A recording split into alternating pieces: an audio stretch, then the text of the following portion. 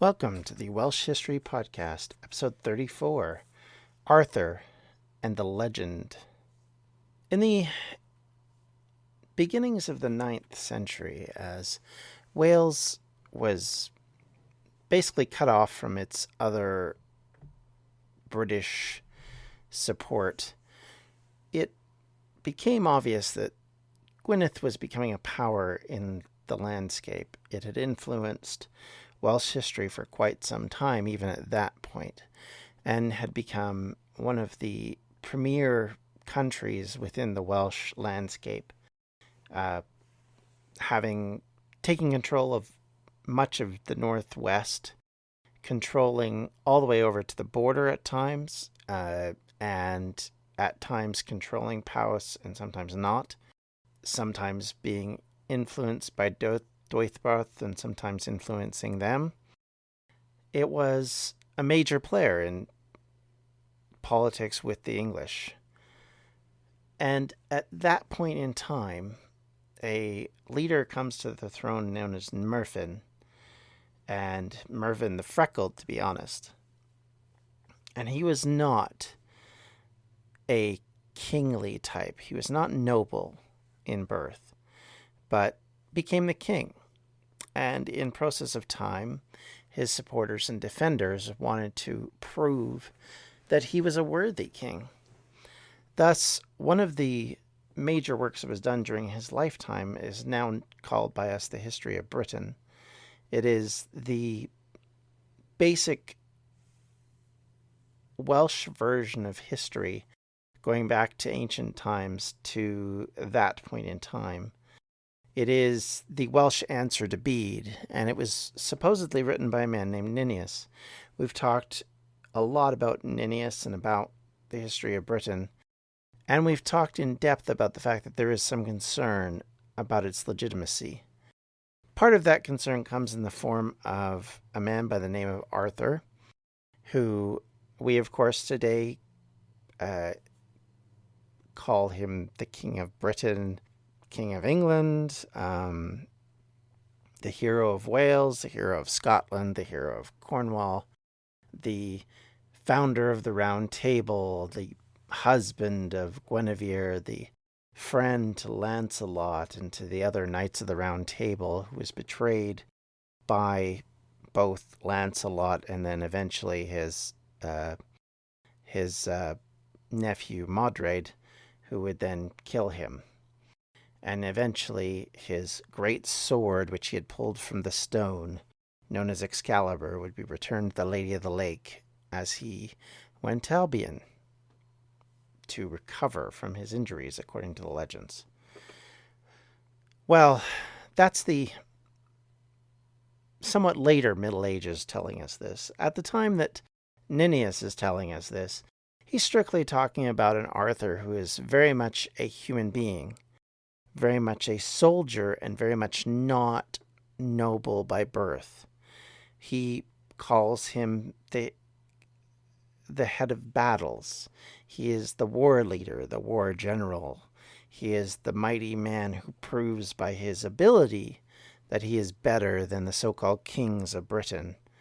And in that, we probably have more to think of politics of the 9th century than we do, unfortunately, in the actual legend of someone named Arthur. I know a lot of people are very wound up in this legend, both on the pro and the against side, and I as I've often said, I kind of fall in between a lot of times on these more controversial discussions. Arthur is a key cog in Welsh history. He's a key cog to a lot of histories from a lot of people in a lot of periods of time. Most of what we, in quotes, know about him comes from sources who are questionable at the least, such as the History of Britain, dubious at the best, such as Geoffrey of Monmouth, who his version of the History of the Kings of Britain has been called one of the better works of fiction out there. It has been stretched upon by French authors, by English authors, by American authors, to authors farther afield than even that. bending and twisting and turning the story so many different ways from Sunday that we have so many versions of this story that we can't tell the difference between what may have been a figure who may have existed and the figure that is defined for us now. He's been wound up in legends over the Holy Grail, in tons of different stories and ideas, both from local and foreign ideals and writers. His legend as a Welsh legend really does exist in the history of Britain from Nennius. It exists in a couple of other spots and places, and like I said a little while ago, the Mabinogion gives us a concept and an idea as well as some of the stories that are surrounding Arthur. But again, nobody can really trace us back that far into early Middle Ages or late antiquity, depending on your flavor of choice. So what have we got? Who is this figure? Does this figure exist? Is there evidence? Is there anything that we can point to say, yeah, we think we know who this is? The short answer is no. There is no King Arthur. There is definitely no King Arthur. There's likely not even necessarily a battle leader or general named Arthur. If there is, he's very obscure even amongst the sources, and we have very few sources. We already know this. But I can tell you the two that are closest to the subject, Gildas and Bede, talk nothing of Arthur. Now, one might point out that Bede is a Saxon source. Of course, he's not going to talk about a famous and historic general who achieved a lot for Britain. But he does at times. I mean, he gives them bad versions in his interpretation, but he does mention if there is a traceable figure from a period and gives them some definition of whom they are. I mean, it's him who gives us Vortigern, and it's not actually Gildas that gives us that name, which is definitely not a Saxon story. He gives us a lot of the kings in the early Gwynedd period who fight with Northumbria and with Mercia, and they're successful and not successful depending on the situation. The Anglo-Saxon Chronicle mentions no Arthur at all, even though it's written in the time of Alfred. There is, in effect, no evidence current to the actual possible person to say that Arthur existed. And that's where we're going to start from. And I know that's, for some people, that's going to seem sort of depressing. Oh, we're starting from that. But that's the truth. That's the reality. But here's what we want to talk about that I think points to certain things which I think we need to keep in mind. Just because Arthur the person may never have existed doesn't mean a lot of the stories that surround him in the earlier periods, not the later mythological stuff, haven't, they have within them basis of truth. Just like Gildas's stories and Gildas's writings aren't to be taken as completely fictional. That there is within them an understanding and some way of being able to crib some information that helps us understand what was going on in Britain at the time of the end of the Roman period and the beginning of a new paradigm for them. And what Gildas always points out is that there was an obvious mess in Britain, be it from Picts, Irish, Saxons, whomever. Within the British population, it was destabilized. Things were poor. And it's hard to say where this began and where it ends, just simply because there's such a lot of vagueness surrounding this. We don't have a lot of British sources in talking about Roman Britain. We don't have a lot of Roman sources talking about Roman Britain in the end of the 3rd century and 4th centuries and into the 5th. We just have nothing really to go on that tells us a lot about the situation. So what do we have? Well, we have some battle poems, apparently, which Nennius collects. Like I said, the stories that we have, which may or may not be brushing of some historical truth. A lot of times when we look at myths and legends, and think about it from the standpoint of more modern times. When we look at the idea of the founding fathers in the United States, or look at heroes of your particular country, these people get mythologized. Some of the stories that surround the founding fathers aren't true, but they become so ingrained in our psyche that even people who aren't American know them. We know those stories. We know about these people, and the legends themselves become almost as true as the actual people.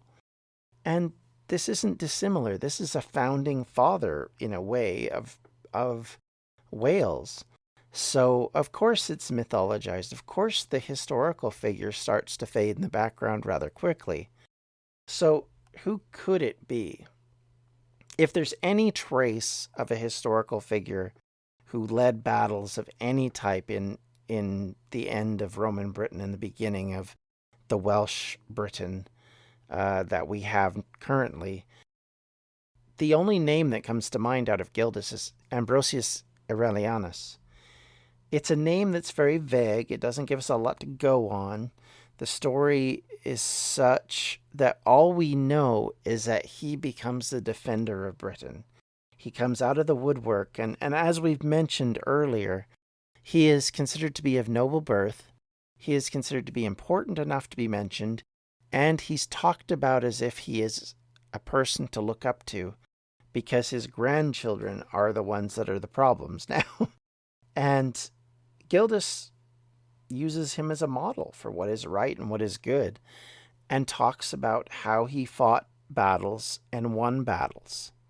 Now, the problem is that we don't really have a list of what these battles are. Yes, there is a list of battles that were fought, some of which might be historical, some of which might not be, or that they're actually not as big as they're talking about. Because the one battle that Gildas mentions is Baden.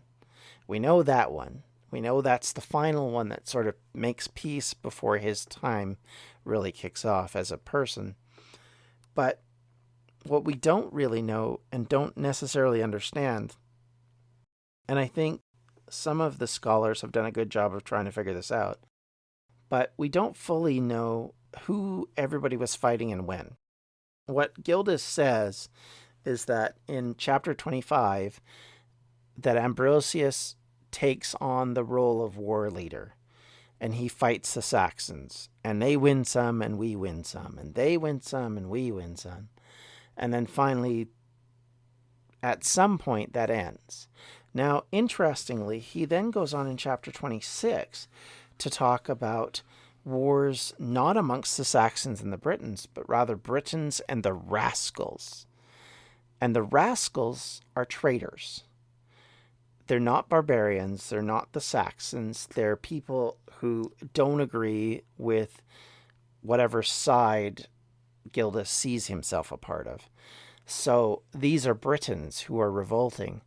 And I've often wondered if part of what we're seeing here when he describes this, and the person who the academic who's brought this up is Guy Halsall, who has studied a lot of this and has done a really interesting book where he, let's be honest, kind of takes apart a lot of the Arthur idealism. In fact, his book is called The Worlds of Arthur, and in it he does a very good job of actually showing you what the real history is, talking about the sources, talking about what they can be trusted with and what they can't be trusted with. He talks about the archaeological evidence. He talks about a lot of different things. And, he puts a big spin on the idea that we are looking at history not through a lens like we think we are. We're looking through an idealized version of history that is not being taught to teach truth, but is being taught to teach a greater truth. And the greater truth is a religious truth, a moral truth.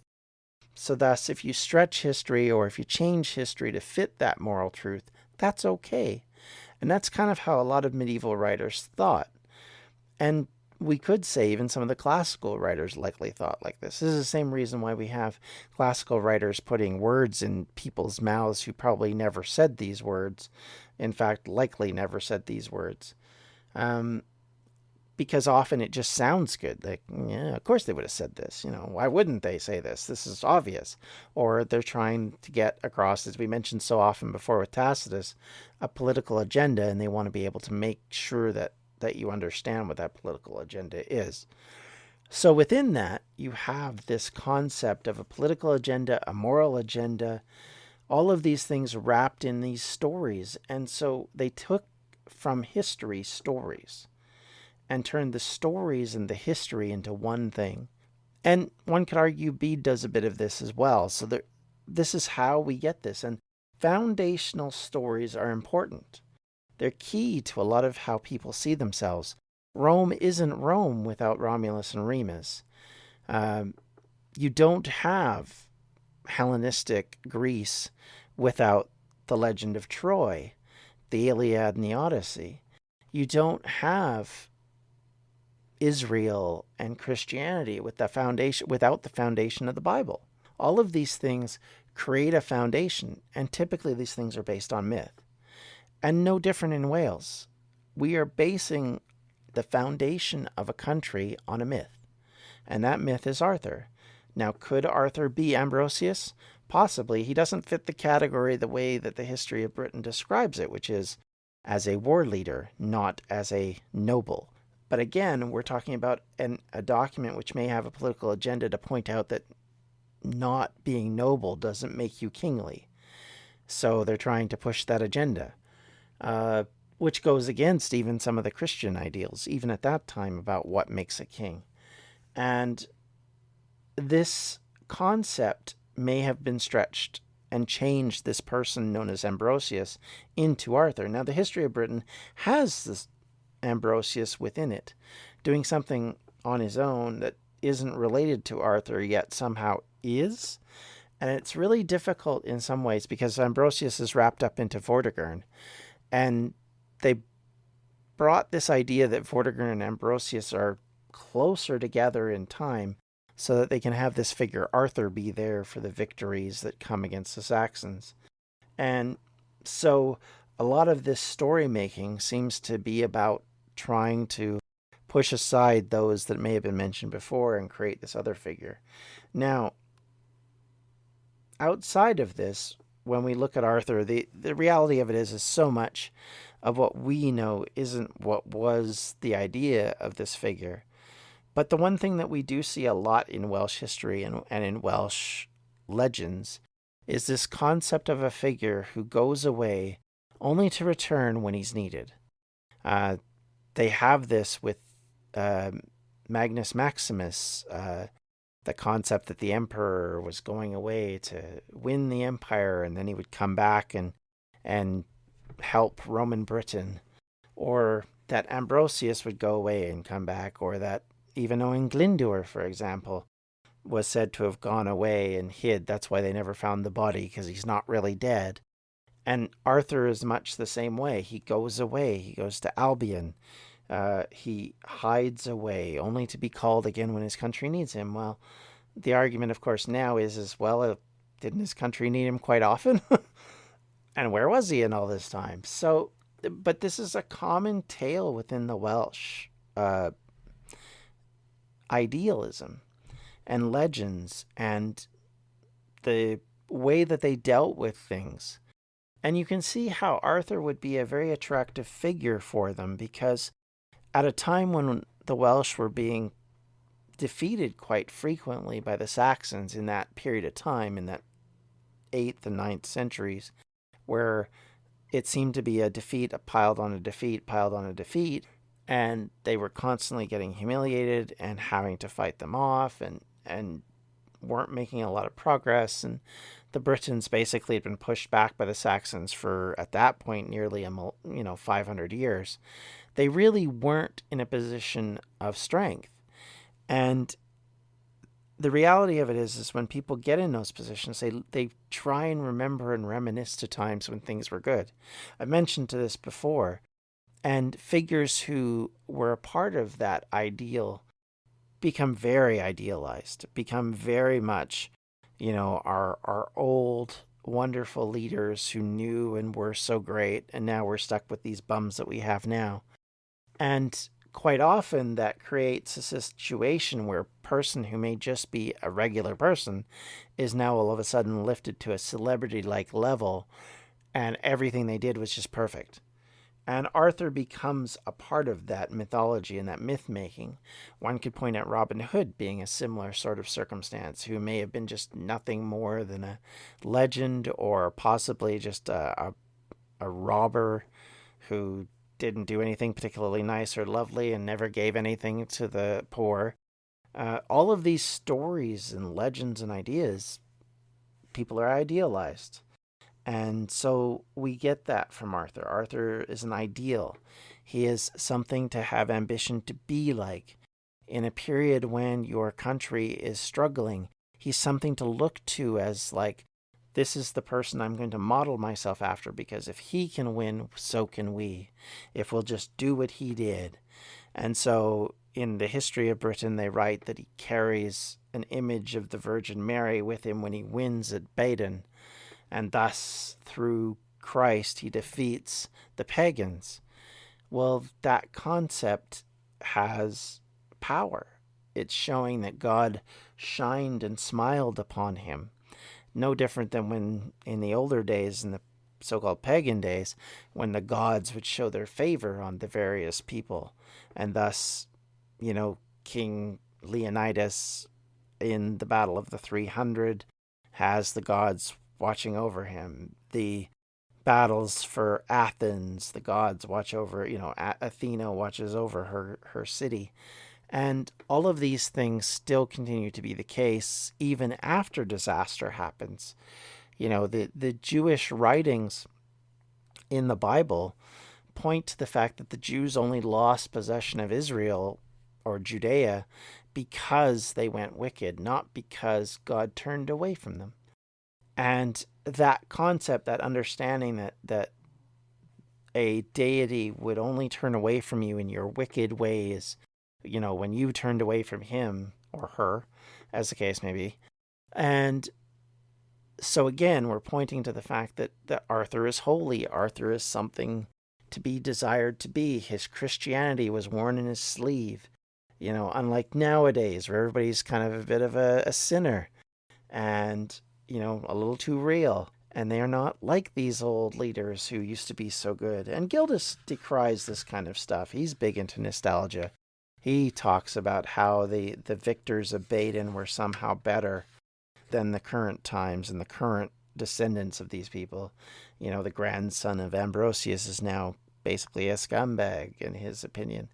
A lot of these ideals and views remain unchanged. And when we look at Arthur, when we consider who he is, you'll note I haven't brought up a lot of history. I haven't mentioned a lot of historical things. I haven't gone into the stories that much because really we don't have a lot of stories. Not legitimate, close enough to almost be history stories. There's stories that have obviously been written to speak to people at a certain period of time. It's a lot like the Hengist and Horsa idea about who founded Anglo-Saxon England. And it's that same legend making. And legends are great and they do certain things, but they have to be acknowledged for what they do.